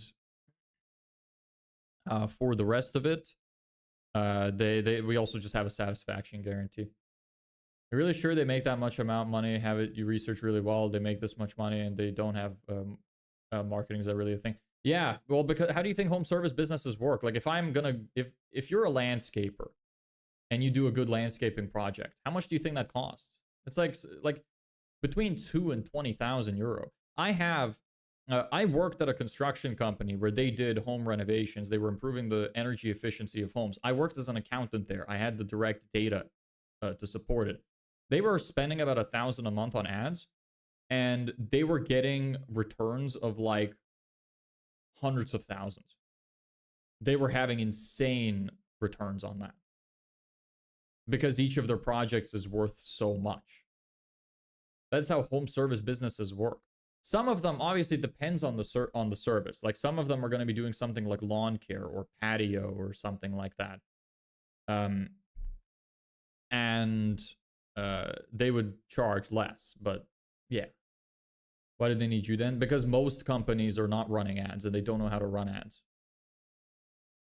A lot of home service businesses like landscapers, patio installers, electricians, plumbers, roofers, etc. rely on referrals, which are inconsistent. Especially a lot of people who work in fairly small companies that are startups and they're like contractors and stuff. Sometimes they can struggle to get jobs. And if they want to scale, they would really struggle. Said they pay 1,000 for digital marketing, they make 20, 30,000, they get a lot of revenue, and you sell it yourself right now, bro. What's going on? What? I said that the company I worked for, they had an internal marketing team that was running the ads for them. Like they hired a marketing department. And they were a big company. They're not like contractors, which is mainly who I'm targeting. What are you trying to do? Build a digital marketing agency. Marketing department is a huge thing compared to you. Yeah. But like I said, they were a massive company. I'm not targeting huge construction companies who are, you know, charging 50, 60 grand per project. They made more than that. But that's not who I'm targeting. I'm targeting smaller guys like that are charging like between 2 and 20K per project. That don't know how to run ads and to build the full, you know, system. They don't know how to build websites. They don't know how to do ads. They rely mainly on referrals, calling around, trying to, you know, improve their SEO and stuff. They don't know how to build landing pages and run ads and do email marketing. They don't know business principles like speed to lead, like responding to leads very fast and whatever else. So like a lot of those things make a massive difference.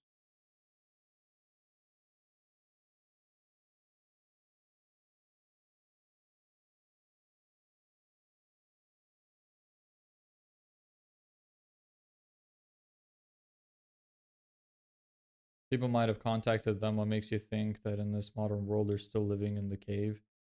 What do you mean? Like, yeah, sometimes people would contact them, but how are they going to contact them if they don't know they exist? A lot of contractors don't even do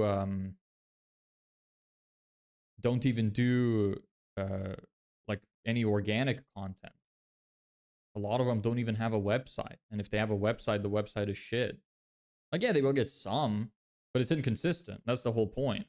It's inconsistent, or they get shitty clients, or they have off seasons, or they want to scale and they're struggling to get more, struggling to keep their calendars full and don't know how, stuff like that. There's plenty of people with those problems.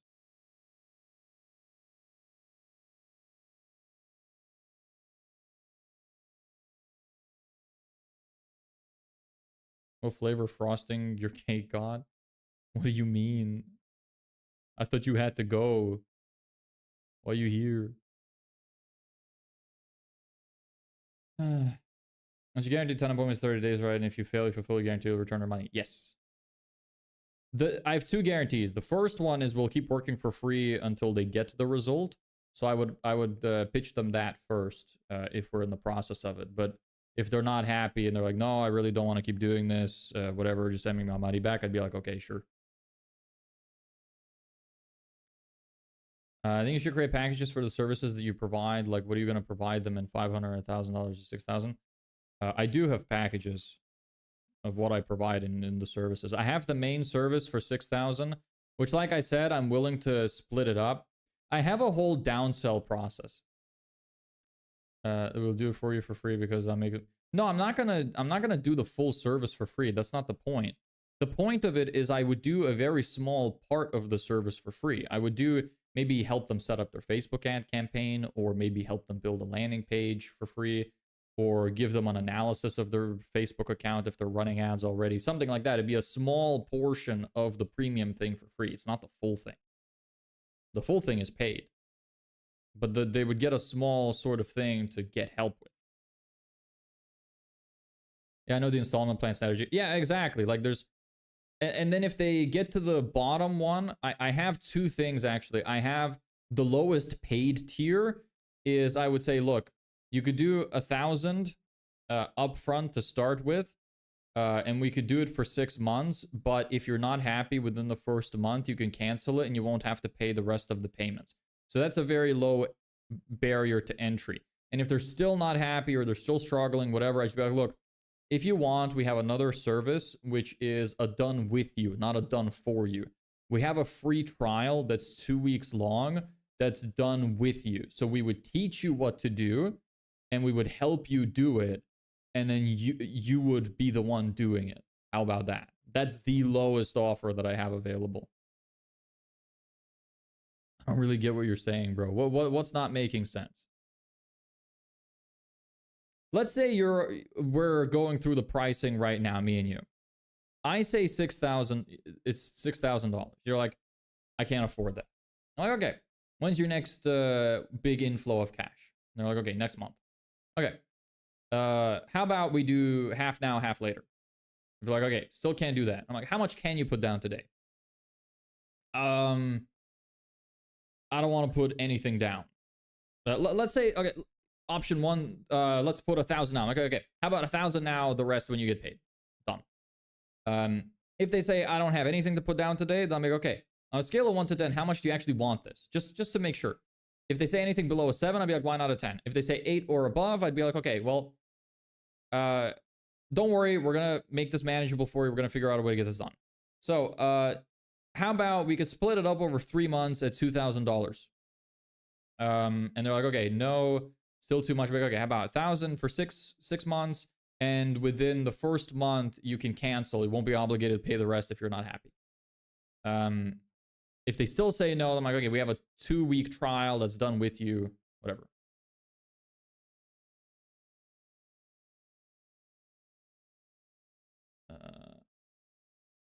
The problem with that is that you're talking about 6,000. You're not talking about the service, the feature. No, I'm not talking about. Obviously, there would be a whole pitch that comes before that. I'm not pitching you. I'm just saying when we get to the price objections, when somebody sees the value, wants the product, but the problem is the price, and they think it's too expensive, or they don't have enough money to put down. Obviously, I know that there's a whole thing that comes before that. I'm not an idiot.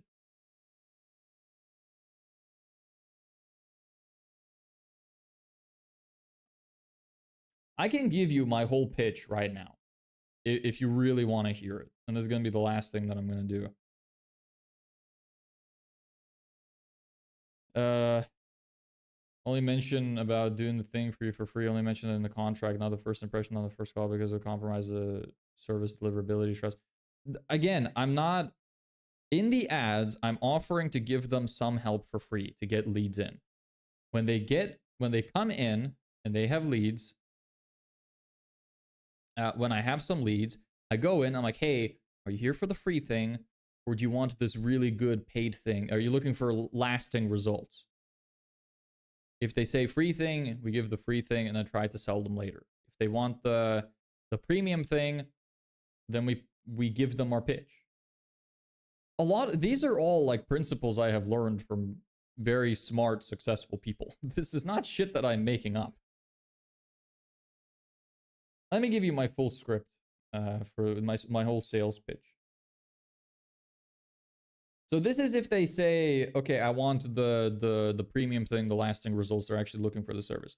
So I say, okay, cool.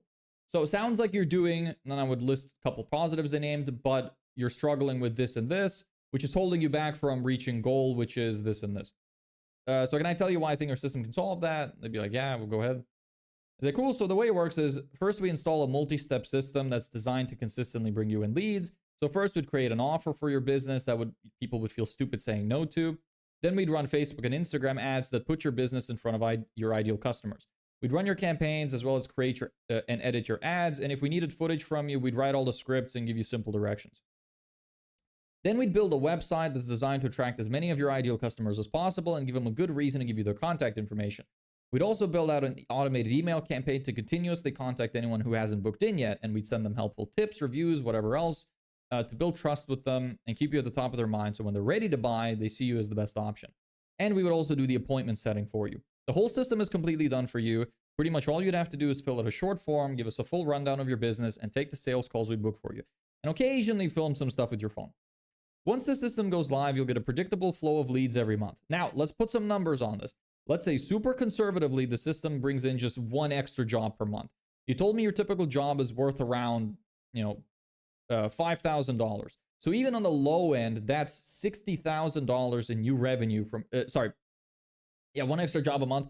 So your typical job is worth around, let's say, if their job is just, sorry, I messed up a bit. I was thinking of something else. I'll just restart it. Let's be super conservative. Say the system just brings in one extra job per month. You told me your typical job is worth around $5,000. So even on the low end, that's $5,000 in new revenue in the first month alone. You stack that over a year, it's $60,000. So if you had a machine that reliably brought you that kind of money month after month, what would that be worth to you?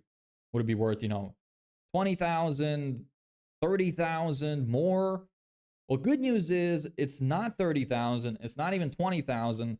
It's not even 10,000. The investment to have us build a whole system for you. So your ads, your funnel, your automations, all of which you get to keep forever. It's just a one-time fee of $6,000. That is my sales pitch.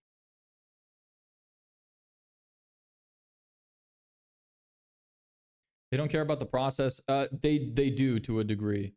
I keep the process fairly simple and I tie it back to the results that they get, but a lot of people would want to know what is actually going to be done.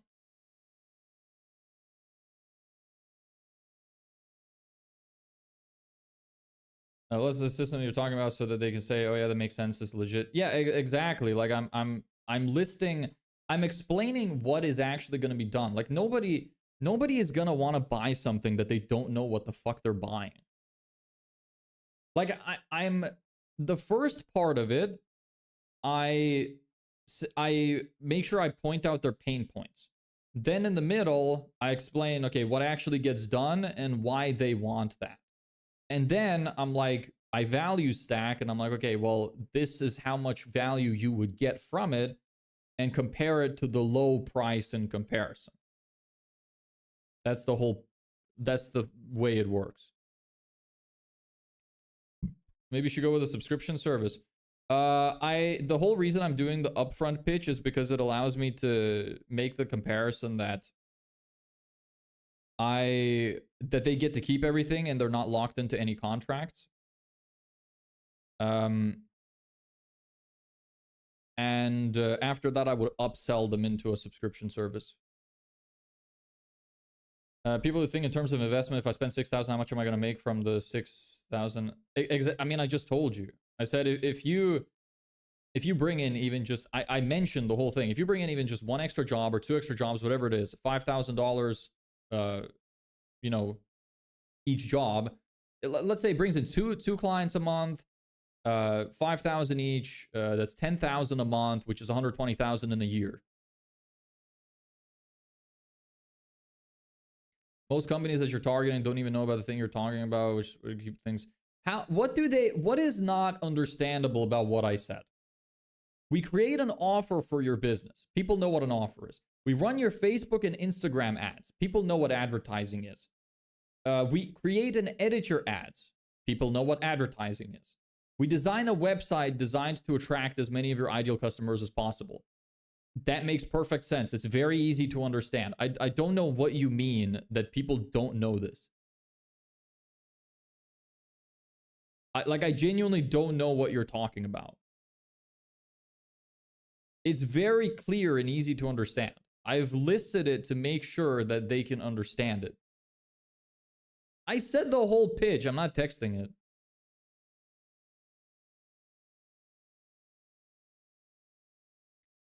Your idea is good. Most people devote the smallest amount to marketing. There's a lot of ways you can exploit, but it depends on the client.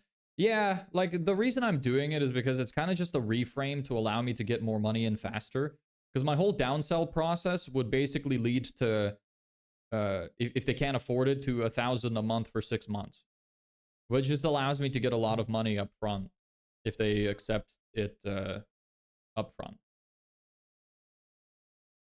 And then I would upsell them later, which is like, okay, I'll build a system for you. So typically the way that the companies would work is, oh, you know, $1,000 a month retainer, and we'll do all this, yada, yada. So they get $1,000 a month. The way I'm doing it is like, okay, you don't have to go in a contract. You don't have to pay me a retainer. I'll build a whole thing for you for $6,000. And if they say okay, then that's fine. If they don't say okay, I'm like, oh, how about $1,000 a month for 6 months? Let's say they say okay now.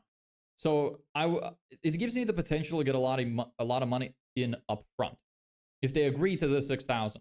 Then after the month is over, because the whole system is like, I'll build it for you. You get to keep everything. We'll teach you how to run it. After the month is over, we've built a lot of rapport. We're getting them good results. They like working with us. So we're like, hey, you know, now's the time where we're going to transfer everything. You want to keep everything, whatever. But, you know, we're getting good results. I want to improve the results even further. I want to keep improving the amount of revenue you get, whatever. You want us to just keep running the system for $1,000 a month? Chances are they're probably going to say yeah, because they're very busy. They don't want to learn how to do all of this shit. So it's essentially just the same service, the same subscription, but I get way more money in.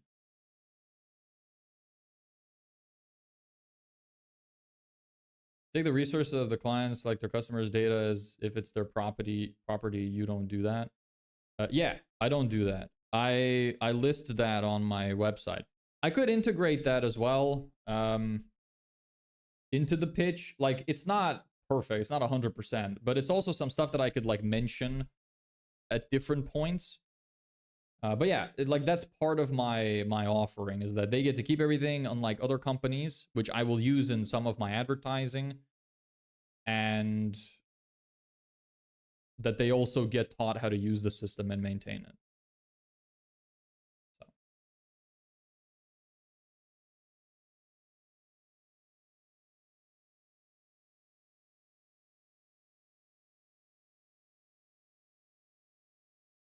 You're right, I forgot. What was that in relation to? I don't know. You're gone now, so. Anyway, hold on. I was talking about this. Most companies that you're actually targeting don't even know about this because it's the first time doing marketing. Brother, anybody in the world knows what advertising is. I don't know what you mean. Like I said in my pitch, I've explained everything in a way that any average person can easily understand. They know what an offer is. They know what advertising is. They know what a website is. I've explained everything very clearly and easily. And then I also explained why they want it. So we build a website that'll attract a lot of customers. Or we run your campaigns to put your advertisements in front of people that want to buy your service. Like, it doesn't get easier than that. If they know what advertisement is, why do they need you? Why are you better than other competitors? If they know what, they can know what advertising is, but not know how to do it. Does that not make sense to you? Or not have time to do it? Hey, Ahmed, what's up? And why are you better than competitors? A few reasons. So first of all, we build the full system. You don't have to go on a contract. There's no retainers. We have a speed guarantee. The system gets launched in 10 days, or you get a 10% or 20% refund. Can't remember which one it was. On top of that, you also get, yes, you get taught how to use the system. You get education. You get access to a bunch of templates and scripts. You get all sorts of closing tips and sales tips. You get 2 guarantees. We either work for free until you get the result, get results you want, or you get your money back. Powerful guarantees. Those make you stand out. We have a lot of stuff that's very different from most people. Yes, that makes stand out from competitors, yes. Almost nobody pitches a complete system without contracts and retainers. And guarantees.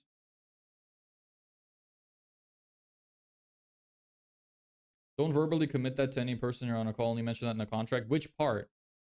Like the additional services and bonuses, I think is good to mention. Because it's a lot of shit. And the guarantee, people want to know the safety. The ifs and buts. Well, yeah, I don't give ifs and buts. I'm just giving them everything that they get. All of the value that they get. How much it's going to give them. What they're receiving. What the guarantee is. All the important parts.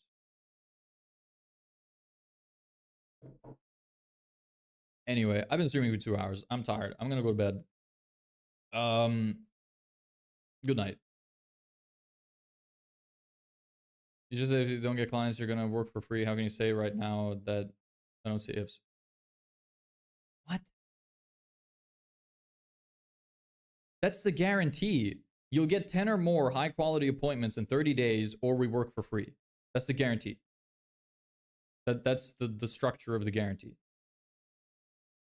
And if you're still not happy with the results, you get your money back. I can't explain that any easier. That's the guarantee. You're getting too caught up on the word if. I wouldn't say if it doesn't work. I would just say you'll get this or we work for free. Be very pedantic about the whole thing. I'm explaining it casually. You're not trying to understand what I'm telling you. Don't say that on the call. How would that have a bad impression? If somebody is trying to buy a service, if somebody's trying to buy a service, no, I completely disagree with you to put that in the contract. That's insane. If somebody's trying to buy a service from you and they're lacking in trust, because most people will lack in trust, a lot of people are skeptical. The way that you dissuade the trust is by giving them a guarantee. How else would you convince them to trust you if they don't trust you? Guarantees are the single most powerful thing to get customers to convert. Because then they have no risk. I'm eliminating the risk. It is an extremely important thing to mention. I think the big problem you're having with your pitch is you're giving them too much work to do. I'm not. The only thing that I said that they have to do, fill out a short form and take the sales calls. How am I giving them too much work? And then I said occasionally you got to film some stuff. If you want. I mean, if they don't want to do that, we could hire somebody to film the stuff for them. But that's just because we're an online agency. We can't go and film the stuff for them. But the main two things is fill out a short form and take the sales calls. How is that too much work? That's something they'd be doing already anyway, the sales calls. Building them a system, which is great, but at the end of it, you're telling them you got to train them. No. I'm not saying I have to train them on a bunch of stuff. That's not going to be in my pitch. I'm going to say that they get the full system, whatever else. And if they ask me how they're going to run it, I'll be like, I'll teach you how to run it easily for 15 minutes. And if they're like, oh, well, I don't want to do it myself, I'll be like, okay, well, we have a retainer option, which you can have us manage it. All of the other stuff that I'm saying, they're all bonuses. They don't have to use them. And I'm probably not going to mention some of them. I don't want this to be like a teaching thing. It's more of like you get the system, you learn how to run it very easily. If you don't want to do that, you have the option to pay a retainer. But it might not even come up in the conversation. Yeah, no, it does lead with that. I mentioned a few times that it's a completely done for you system. And I said all they have to do is just fill out a short form to give us a rundown of their business and then take the sales calls. Yeah, that's what they get. We do the appointment setting. Yes. Totally agree with that guy. Yeah, I do as well. That's what's happening. 70% sales commission. You're terrible at negotiating. That is ludicrous. You will never get that anywhere. 70% for not doing any work except contacting somebody is insane. No.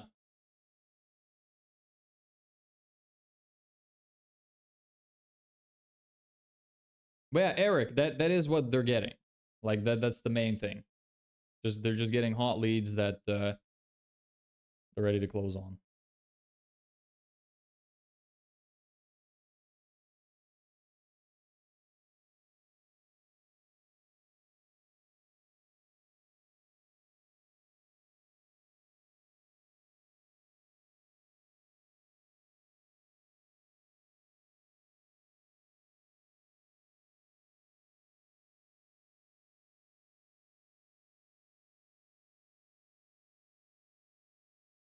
Anyway, I know I said this a few times already, but now I mean it. I'm leaving now. Bye. Have a good night or evening or afternoon, morning, whatever. It depends where you're from. See some of you tomorrow.